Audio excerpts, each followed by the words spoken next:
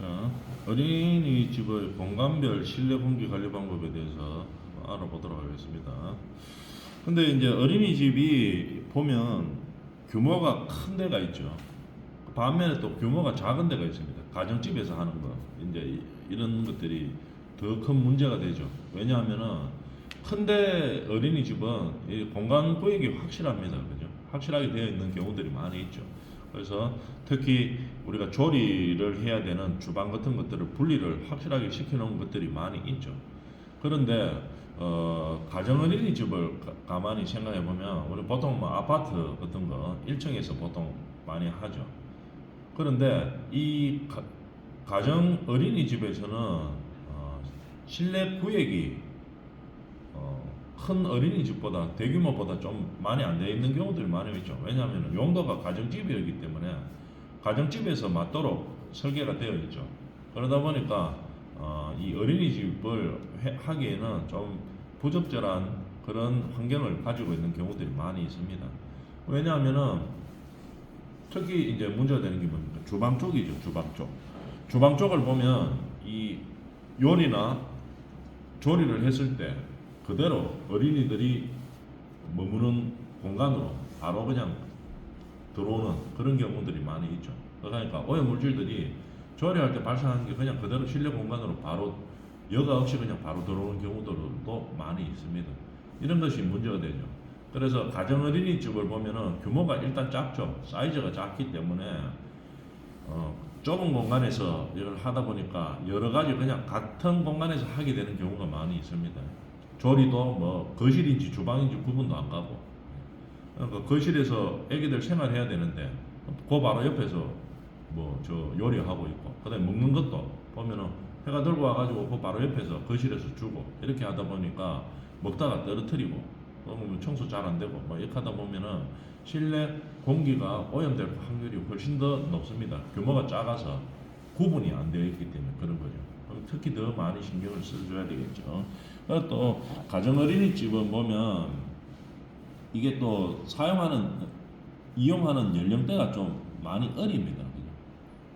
왜냐하면 부모들이 뭐 어떤 뭐 바로 옆에 있기 때문에 그냥 간단하게 가서 그냥 애기들 맡겨놓고 그 다음에 뭐 부모들이 볼일 좀 보고 애기 찾아가고 이런 경우들이 많이 있죠. 이러다 보니까 열악한 환경이 더 많이 증가되는 거겠죠. 그래서 일단 이 가정 어린이집에서도 그러면은 대규모로 뭐 이거를 해가지고 뭐 공간을 구획하거나 이런 건 사실 힘든 일이죠. 힘들기 때문에 그러면 어떻게 할 것이냐? 주어진 환경에서 최대한 실내 공기가 오염되지 않도록 우리가 관리를 하는 방법들을 철저하게 더 해줘야 되겠죠. 그런 방법들에 대해서 한번 알아봅시다. 보면은 찐득이나 미생물들을 보면은 각질이 1g 정도만 있어도 진먼지 찐득이가 한 10만 마리 정도가 생존하는 겁니다. 이렇게로 작은 각질이나 비듬으로도 이런 찐득이들이 많이 있죠. 그 다음에 진먼지 찐득이가 그러면은 몸속으로 들어가면 어떻게 됩니까? 면역 체계가 약한 어린이들은 비염이나 아토피성 피부염 등 알레르기, 천식 등을 많이 일으킬 수 있습니다. 이렇게 진먼지나 미생물들 관리를 그러면 어떻게 해줘야 될 것이냐? 보면 우리가 어린이집에서 특히 뭐 가정집 이런 데서 하는 어린이집들에 보면은 애기들이 잠을 자야 되겠죠. 뭐 2시간마다 자고 이렇게 하죠. 한 3시간마다 자고 이렇게 하기 때문에 많이 친구류에서 생활하는 시간들이 많이 있습니다. 또는 뭐 카페트에서 생활하는 시간들이 많이 있죠.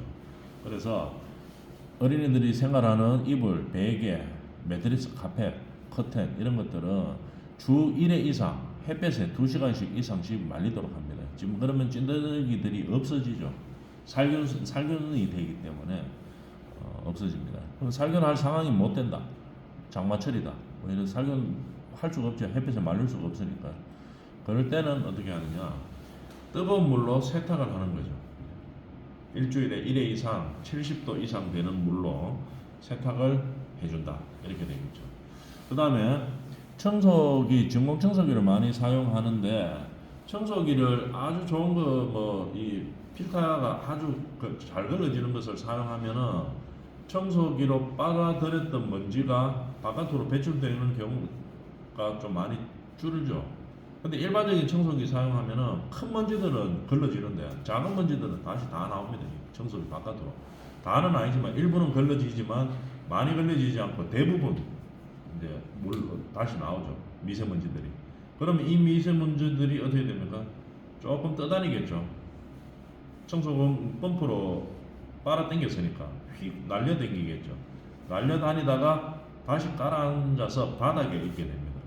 그러니까 진공 청소기로 사용해서 우리 청소를 하고 난 다음에는 반드시 물걸레를 통해 가지고 미세먼지들을 닦아내주는 그런 과정들이 필요하겠죠. 그래서 날아다니던 먼지가 바닥에 깔아앉았을 때 그것을 깨끗이 닦아서 없애주는 것들이 필요하다 이렇게 되겠죠. 그 다음에 또 우리가 배변 활동이 많죠, 어린이들은. 그래서 배변 활동을 자주 하게 되는데 기저귀 같은 것들을 많이 차고 있죠. 기저귀 등을 처리할 때는 어떻게 됩니까? 실내로 그 용변에서도 많은 오염 물질들이 나오죠. 이런 것들이 실내의 공기로 퍼지지 않도록 비닐봉지로 즉시 밀봉해가지고 반드시 빠른 시간 안에 폐기시키도록 그렇게 해줘야 되는 겁니다.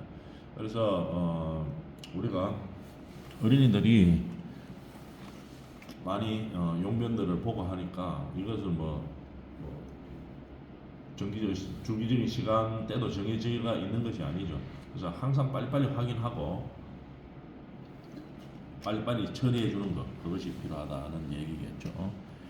그 다음에 온도와 습도 관리, 이거 항상 중요하죠. 온도는 한 적정 온도와 습도도 적정 온도를 유지하고, 그 다음에 환기를 최소 2회 이상 30분씩 자연환기를 가급적이면 시키도록 한다. 물론 자연환기 시킬 때는 여건들을 자연환기가 효과가 있는 상황인지 아니면 효과가 없는 상황인지를 잘 판단해서 이제 환기를 시키기는 해줘야 되겠죠. 그 다음에 채광과 조명을 적절히 관리해 줘야 된다 이 말이겠죠. 채광이 너무 없으면 어떻게 됩니까? 안에 미생물 오염 물질들이 번식하기가 쉽죠. 그래서 햇빛에서 있는 그런 살균 효과를 잘 활용을 해야 되는 거겠죠. 그래서 채광과 조명을 적절히 관리해서 온도와 습도를 유지해야 된다는 얘기입니다. 그 다음에 화장실에서 실내 공기 관리 방법에 대해서 보면 화장실은 특히 뭐를 합니까? 이 샤워를 한다든지 용변을 본다든지 이렇게 하는 그런 장소이죠. 그러다 보니까 일단 물 사용량이 많습니다. 그러니까 습기가 높다는 얘기죠. 습도가 높을 수가 있습니다. 근데 여기가 화장실이 환기가 잘 안 되면 어떻게 됩니까? 습도가 높기 때문에 곰팡이와 세균들이 서식하기 좋은 환경이 되는 거겠죠. 그러면 이거를 어떻게 해서 사용을 안 할 수는 없고 사용을 자주 하는 곳인데 사용한 다음에 그러면 어떻게 할 것이냐. 특히 작은 공간에서 하는 가정집, 어린이집은 특히 더 중요하죠. 왜냐하면 우리 가정집들을 보면은 화장실 같은 데 보면은 위치나 이런 것 때문에 바깥으로 환기창이 없는 경우도 많습니다. 또 춥고 이렇기 때문에 일부러 안 빼는 경우도 있죠. 그냥 환풍기만 돌려가지고 환기시키는 그런 경우들도 많이 있습니다. 외부에 연결된 창이 있으면은 화장실에 환기시키기가 좀 더 유리하죠. 그냥 보통 큰 시설들에서는 대규모 시설들에서는 그런 것들을 일반적으로 다 배치를 해놓죠. 그러나 가정식 어린이집 이런 같은 경우에는 그런 것까지 고려를 안 하는 경우가 많이 있습니다. 왜냐하면 건물 지을 때 어린이집으로 지은 게 아니고 주택으로 지어놨죠. 주택에 맞도록 그렇게 지어놨기 때문에 그곳에서 어린이집을 한다 이렇게 되면은 좀 더 열악한 환경이 많이 되는 거겠죠. 만약에 주택 같으면은 화장실에 환기창이 없어도 되기는 됩니다. 왜냐하면 샤워를 뭐 그렇게 많이 하는 건 아니죠. 집 식구 해봤자 뭐 서너 명인데 뭐 서너 명이 하루에 한 번씩 샤워한다 해도 하루에 두 번씩 한다 해도 몇 번 되지는 않아죠. 그래서 그런 것들은 그 정도는 외부 환기창이 없어도 뭐 환풍기를 통해서 뭐 배출시킬 수 있다. 문을 열어놓으면 된다. 이제 이렇게 할 수는 있지만 그렇게 만들어 놓은 곳에서 어린이집을 한다. 예를 들면 어린이가 뭐 수십 명이 쓸 수도 있고 막 그런 환경이 될 수도 있는 거겠죠. 그래서 특히 더 관리를 잘 해줘야 되는 겁니다. 그러면 뭐 용변을 본다든지 아니면은 저 뭐 샤워를 한다든지 이렇게 됐을 때 물 청소를 하게 되겠죠. 물 청소를 하고 나면 물 청소를 했으니까 화장실 바닥에 물기가 많을 겁니다. 그렇지만 빨리 이거를 환기를 시켜야 되는데 이제 방법이 어떤 것들이 제일 간단한 게 마른 수건으로 닦아내는 게 제일 간단하겠죠. 닦아내 버리면 어떻게 습기가 빨리 없어지는 겁니다. 벽하고 바닥하고를 마른 수건으로 닦아주고 그 다음에 통풍을 시켜주는 겁니다. 만약에 환기창이 있으면 환기창을 열어주면 되겠죠. 근데 환기창 열 때는 또 외부 온기하고도 온도 차이하고도 좀 고려를 해야 되기 때문에 무조건 환기창만 열어준다고 능사는 아니죠. 그 다음에 환기창이 없는 경우 같은 경우에는 어떻게 문을 열어서 빨리 환기시켜서 통풍이 되도록 해서 말릴 수 있는 그런 환경, 빨리 습기를 제거시키는 것이 중요하겠죠.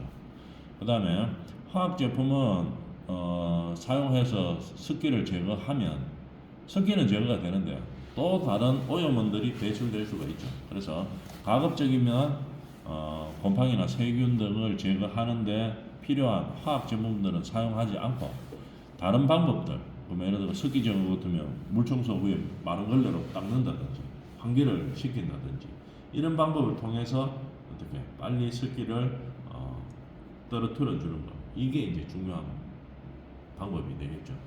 이렇게 해서 중요한 것은 습기가 많지 않도록 하여서 오염원들이 번식할 수 있는 환경을 미연에 방지하는 것, 이게 중요하다는 얘기입니다.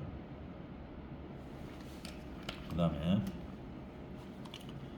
출입문 쪽은 또 어떻게 관리해야 되느냐 한번 봅시다. 출입문에는 사람이 자꾸 이제 외부에 있던 사람이 안쪽으로 들어오는 것이죠. 그러다 보니까 외부에서 활동하면서 묻어있던 오염 물질들이 실내에 바로 들어오는 경우들이 대부분이죠. 묻어있던 것들이, 옷에 묻어있던 것들이 또는 뭐 피부에 묻어있던 것들이 그냥 바로 어떻게 들어옵니다. 실내로 들어오게 됩니다. 그래서 가급적이면 실내 먼지로 들어오지, 미세먼지 이런 것들이 들어오지 않게 하려고 하면은 반드시 출입문 바깥에서 옷을 털고 그 다음에 출입문 밖에 먼지 매트가 있는 것이 좋겠죠. 근데 뭐 상황상 안 되면은 안쪽에라도 먼지 제거를 할 수 있는 바닥 매트를 반드시 설치합니다. 가급적이면 현관문 바깥쪽에 설치하는 것이 좋겠죠. 그래서 현관문 밖에서 옷이나 신발들을 다 털어서 먼지 같은 거를 최대한 제거를 하고 그 다음에 바닥 매트에서 신발에 묻어있던 먼지들을 다 닦고 그 다음에 이제 들어올 수 있는 그런 환경을 만들어 주어야 되겠죠. 그 다음에 실외 활동하고 들어오면 반드시 신체 부위에서 손이 가장 오염이 되기 쉬운 거죠. 뭘 자꾸 만지기 때문에. 그래서 반드시 손을 씻고 하는 그런 것을 생활화시키고 버릇을 들이놓고 교육을 해야 되겠죠. 그래서 또 특히 애들 같은 경우에는 손을 빠는 경우들이 많죠. 손가락들 이런 것들을 빠는 경우들이 많은데 손을 빨지 않도록 그렇게 교육을 시키고 주의를 시켜야 되는 그런 상황이 되는 거겠죠. 출입문 쪽은 이제 이렇게 관리를 해서 최대한 외부의 오염원들이 묻어서 들어오는 경우들을 방지할 수 있는 그런 환경을 만들어 줘야 되겠습니다. 그 다음에 독서실 및 멀티미디어실, 어린이집 규모 중에서 독서실과 멀티미디어실 같으면은 이런 것들이 갖춰져 있는 것들이 있죠. 이런 것들이 갖추어져 가지고 독서를 하거나 뭐 비디오를 시청해서 뭐 교육을 한다든지 컴퓨터 활용하든지 이런 것들을 이제 활용하고 있습니다. 근데 멀티미디어실 이런 것들에서는 어떻게 됩니까? 일단 전자제품을 많이 사용하죠. 컴퓨터나 이런 것들을 많이 사용하기 때문에 전자제품을 사용할 때 나오는 오염물질들이 상당히 많이 있습니다. 가구도 많이 있죠. 뭐 컴퓨터 같은 거를 땅바닥에 앉아가 할 수는 없으니까 뭐 책상 같은 거 이런 것들을 놓고 하겠죠. 그러다 보면 가구라든지 전자제품, 그 다음에 뭐 내부 마감하기 위해서 마감재들 이런 것들이 많이 사용되어 있죠.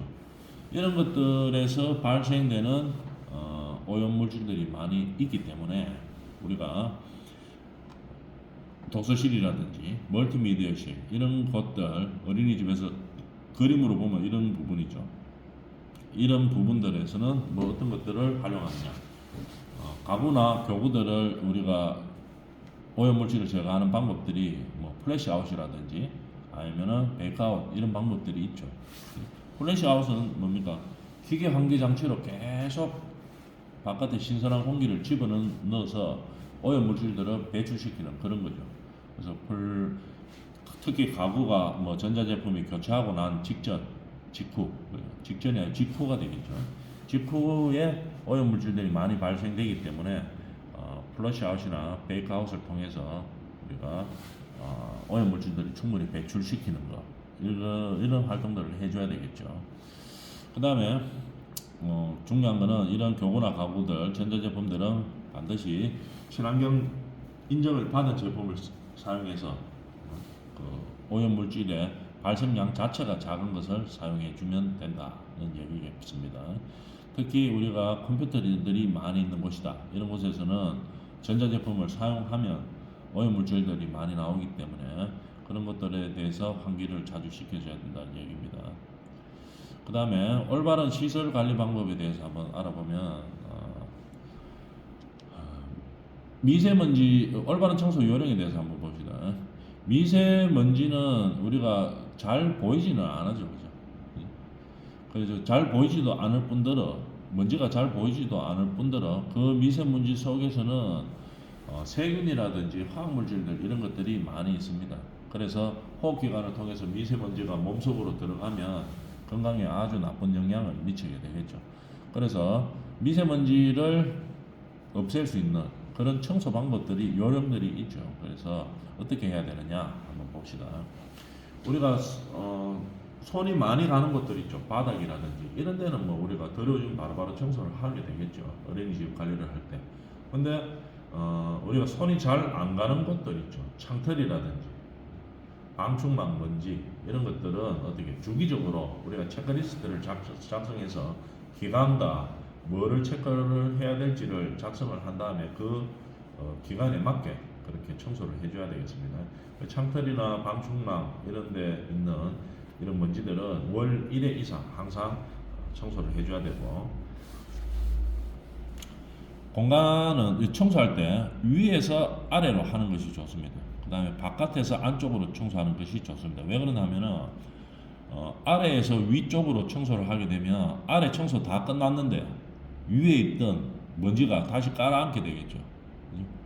그래서 만약 청소를 할 때는 위에부터 청소하고 나서 그 다음에 아래를 청소하는 방법을 택하도록 해야 됩니다. 밑에 뭐 예를 들어 바닥부터 청소하고 나서 위에 벽 청소했다 이러면 어떻게 됩니까? 벽 청소할 때 다시 떨어지죠.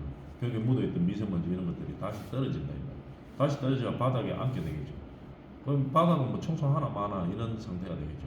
그래서 청소를 할 때는 반드시 위에서부터 먼저 합니다. 벽부터 먼저 하고 그 다음에 가구부터 먼저 하고 난 다음에 그 다음에 바닥 청소하는 그런 순서를 지켜줘야지 되는 거겠죠. 그 다음에 또 바깥을 먼저 청소하고 나서 그 다음에 안쪽을 청소하는 게 맞습니다. 안에 청소하고 나서 바깥에 해버리면 어떻게 됩니까? 바깥에 청소할 때 다시 공기 중으로 막 날아다니다가 다시 안쪽으로 들어오는 상황이 되겠죠. 그래서 바깥을 먼저 청소하고 나서 그 다음에 안쪽을 청소해 줘야 된다. 청소 순서도 이렇게 중요합니다. 다르게 우리가 가정집, 어린이집처럼 뭐 구조 자체를 바꿀 수 없는 그런 환경이 있을 때는 이런 주의사항이라도 정확하게 잘 지켜가지고 우리가 관리를 해 주어야 된다는 얘기겠죠. 그 다음에 진공 청소기 사용할 때는 창문을 열고, 왜? 미세먼지가 나오기 때문에 이렇게 하는 거죠. 그 창문 쪽으로 바깥으로 나갈 수 있도록 창문을 열고 진공 청소기를 사용하고, 그 다음에 사용한 후에는 진공 청소기 바깥으로 걸르지 못하고 나왔는 미세먼지들을 청소해야 되기 때문에 물걸레로 반드시 청소하도록 그렇게 하는 겁니다. 이런 방법들을 이용해서 청소도 해줘야 되겠죠. 그 다음에 침구를 정돈하거나 청소할 때는 이 청소하는 사람들의 건강을 위해서 마스크를 반드시 착용하고 해야 된다는 얘기입니다. 그 다음에 우리 냉난방 시설을 많이 하죠. 에어컨 관리를 하는데 에어컨은 일단 가장 중요한 것이 필터입니다. 그죠? 필터 관리를 잘 해줘야 되는 상황이죠. 그래서 필터를 교체하는 필터도 있고 아니면은 요즘은 대부분 그냥 물로 씻는 필터들이 대부분이죠. 그러다 보니까 필터는 간단합니다. 이 전문가들이 안 와도 되죠. 그래서 하는 방법을 배워서 간단하게 우리가 필터를 청소할 수 있는 형태로 되어 있죠. 그렇기 때문에 필터 청소는 우리 기준이 있죠. 1일 8시간 사용했을 때는 일주일에 한 번 정도, 3, 4시간 정도 사용할 때는 필터를 2주일에 한 번 정도 반드시 이렇게 세척을 통해서 깨끗한 상태에서 에어컨을 사용할 수 있도록 합니다. 그래서 세균 번식이나 미세먼지가 재발산되지 않도록 그렇게 해주는 것이 중요하겠죠. 에어컨 관리 이렇게 하는 겁니다. 그 다음에 공기청정기 사용 방법. 공기청정기는 우리가 늘 하는 얘기지만 외부의 공기를 실내로 가지고 오는 게 아니고 실내 공기를 계속 돌려가지고 필터링 하는 거겠죠. 그러니까 기준이 있습니다. 용량이 있죠. 공기 정화 설비 용량은 어느 정도 돼야 되느냐. 실내 면적의 1.3배 정도 이상 되는 용량을 사용해 줘야 되는 겁니다. 그 정도 규격이 되는 용량을 써서 사용을 해줘야 된다는 얘기죠. 그 다음에 외부 미세먼지 농도가 높지 않을 때에는 어떻게 됩니까? 제일 좋은 거는 자연환기가 제일 빠릅니다. 외부 환경이 뭐 오염되어 있지 않다 이러면은 가장 환기에 좋은 방법은 자연환기가 제일 좋죠. 그래서 우리가 기계 환기 장치를 이용하더라도 외부의 환경이 좀 괜찮으면 어떻게 됩니까? 즉시 우리가 외부 환경이 괜찮으면 외부 환기하고 병행해서 할 수 있도록 그렇게 해주는 것이 중요하겠죠. 그 다음에 반드시 공기 정화 설비도 청소와 필터링이 필요한 거겠죠. 이것도 다 필터로 관리하는 거기 때문에 걸러내는 거기 때문에 필터의 청소나 교체는 아주 중요한 문제가 된다는 얘기입니다.